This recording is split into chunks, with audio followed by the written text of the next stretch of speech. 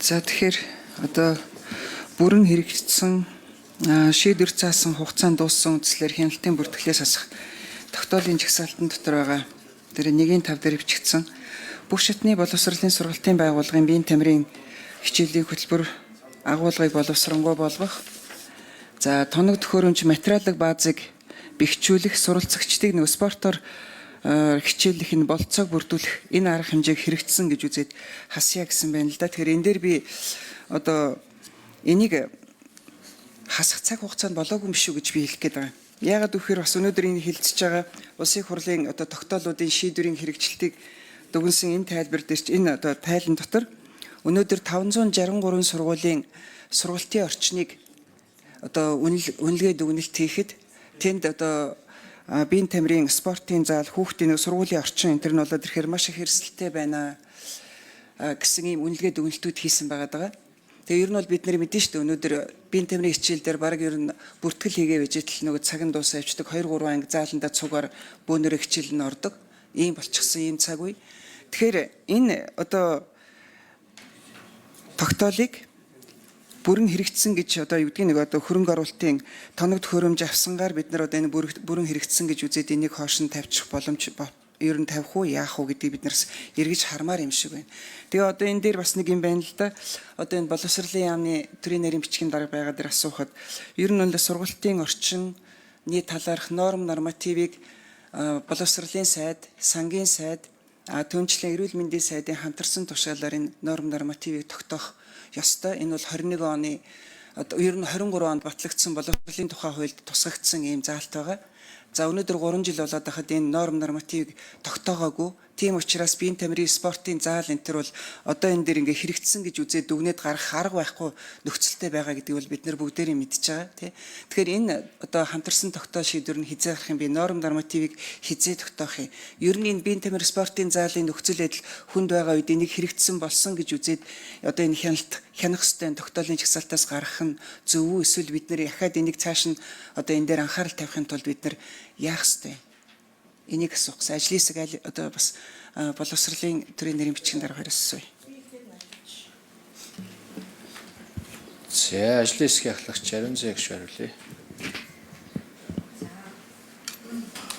За сая хэрлэн гишүүний хэлж байгаа ерөнхий боловсролын сургуулийн хоол үйлдвэрлэл үйлчлэгээний тухай хуулийн хэрэгжилтийг хангах зарим арга хэмжээний тухай 2021 оны 5 сарын 25-ны 5 дугаар одоо энэ тогтоолыг хэлж байна. За энэ бол өөрөө хугацаатай өгөгдсөн үүрэг даалгавар буюу боловсрол соёл шинжилгээ ухаан спортын байнгын хорооны хуралдаанаар Монгол Улсын их хурлын 2019 оны 53 дугаар тогтоолын хэрэгжилтийг шалгаж Монгол Улсын засгийн газар оюун эрдэнэт чиглэл болгосугаа 2021-с 22 оны хичээлийн жилээс эхлэн одоо ийм одоо суралцагчдын хоолны юг шийдвэрлэхээ 21-с 22 оны хичээлийн жилээс одоо шаардагдах хөрөнгийн шийдвэрлэхээ 21 онд батлагдсан төсөв зохицуулах хийх замаар шийдвэрлэх 21 оны 1-р сарын 20-ны өдрийн 18 дугаар тогтоолоор баталсан хавсралтаар 22 оны улсын хөгжлийн жилийн төлөвлөгөөнд туслахын батлуулах гих зэрэг одоо ийм асуудлууд байгаа байхгүй. Би тэгээд нөгөө гишүүдэд бас юу гэж хэлээд байна вэ гэхээр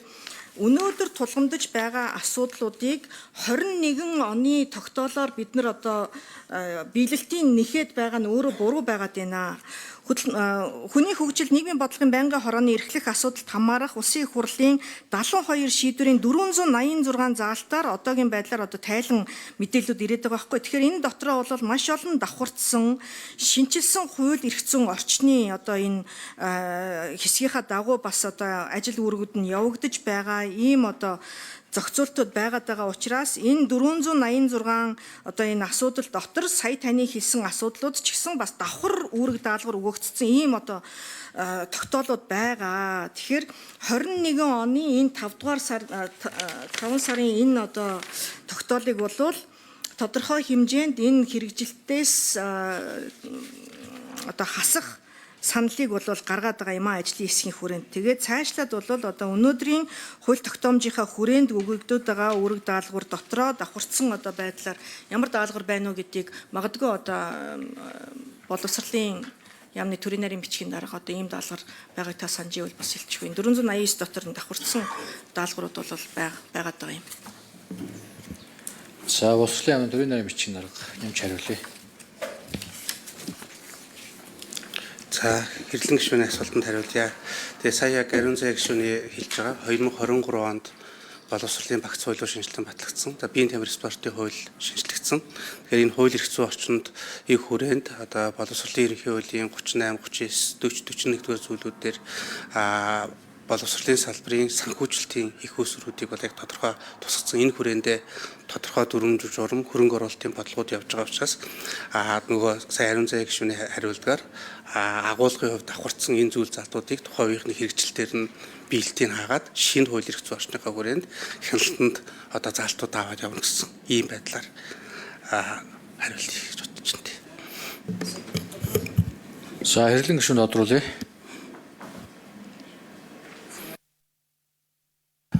За тэгэхээр би одоо нөгөө сургуулийн хүүхдийн хоолны хөтөлбөр биш одоо биеийн тамир спортоор хичээлэх одоо боломжийг нь бүрдүүлэх тухай бол би асуугаад байгаа. Биеийн тамир спортын тухай хуулийн хэрэгжилтийг хангахтай холбоотой энэ одоо байнгын орон гарсан тогтоолын хэрэгжилтийг хэрэгжсэн гэж үзээд хасъя гэд ингэ явцсан байна л да. Тэгэхээр биеийн тамирын хичээл гэдэг бол сургуулийн ясны хүүхдийн бие биелдрийг хөгжүүлэх хамгийн гол зүйл бол биеийн тамирын хичээл, биеийн тамирын спортын танхим байгаа, заал байгаа. Тэгэхээр сая хийсэн танай эрсдлийн үнэлгээгээр эн чинь бол маш хангалтгүй гэд гараад ирсэн байгаа. Ийм үед энэ биеийн тамирын спортын асуудлыг хойш нь тавиад хэрэгцсэн гэд хаагаад ингэж яваад ах юм уу? Эсвэл бид нэр ахаа өөр одоо чиглэл үүрэг даалгавар өгөх хэрэгтэй юм уу? Яах вэ гэд. Тэгээд дээр нь 3 яамны хамтарсан ийм тогтоол гарах хэрэгтэй. Нормативыг тогтоосон, энэ стандартыг тогтоосон ийм шийдвэр гарах хэрэгтэй. Эн чинь хизээ гарах гэдэг юм би. 3 жил өнгөрөөд байна шүү дээ. Одоо боловсролын хууль батлагдаад. За боловсролын амнаас хариулах уу?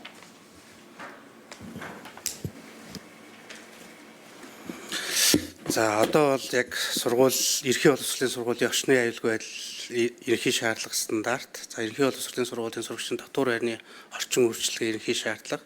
За сургуулийн өмнөх боловсролын сургалтын байгууллагын ерхий шаардлага. За сургалт хүмүүжлийн орчны эрүүл ахуйн шаардлага гэсэн энэ шаардлагууд бол аль биесээр батлагдсан.